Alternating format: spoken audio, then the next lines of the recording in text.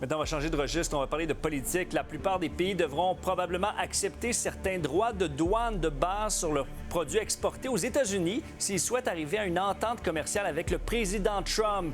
C'est du moins ce qu'a déclaré aujourd'hui le premier ministre Mark Carney alors qu'il se rendait à une réunion d'urgence avec son cabinet à Ottawa. Il estime toutefois que le Canada se trouve dans une position unique pour bénéficier d'un libre-échange effectif avec les États-Unis. Il y a des problèmes, évidemment, dans le secteur de l'acier, automobile, l'aluminium, la pharmacie, et de bois d'œuvre et tout ça.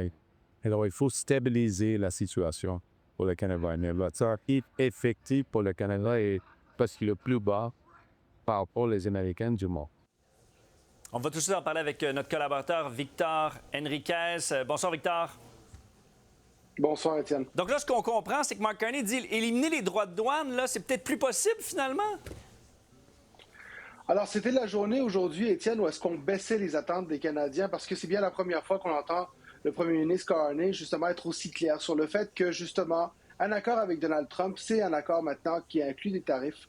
Le libre-échange tel qu'on l'a connu n'existera plus sans les années de Donald Trump, et c'est ce que M. Carney est venu nous dire avant même de débuter la rencontre de son cabinet. C'est-à-dire que les négociations vont vers une tendance qui est inévitable, et c'est important de le dire à ce moment-ci, parce que les attentes de la population n'étaient pas encore à ce niveau-là. Ah oui, mais en même temps, il s'était présenté comme l'homme fort face à Trump. Là, il y a la menace de 35 de tarifs, également de 50 sur les importations de cuivre. Est-ce que Ottawa a perdu finalement tout levier de négociation? On saura si on gagne ou on perd la négociation en fin de celle-ci. Et la date du 1er août devient essentielle puisque le premier ministre nous a dit qu'il espérait encore avoir un accord à ce moment-là. Mais c'est sûr que maintenant, les actions et les résultats sont la chose la plus importante.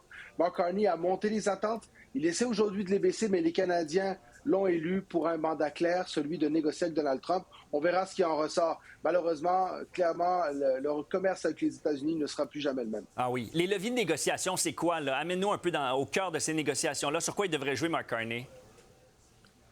Mark Carney a parlé de l'acier et de l'aluminium. C'est clair que les Américains en ont encore besoin. Il y a aussi la question de l'énergie, le pétrole, l'hydroélectricité. On sait que les Américains vont avoir besoin d'énergie également. Et toute cette question des minéraux critiques, parce que les ressources naturelles canadiennes sont importantes. Alors, c'est encore là-dessus qu'on peut certainement aller chercher des gains pour le Canada. Le gouvernement a décidé de faire une négociation non pas dans l'espace public, mais en privé. Donc, on en saura très peu, mais la date du 1er août approche très rapidement. Puis en plus, vous rencontrez les premiers ministres des provinces le 22 juillet. On aura l'occasion de s'en reparler. Merci beaucoup, Victor.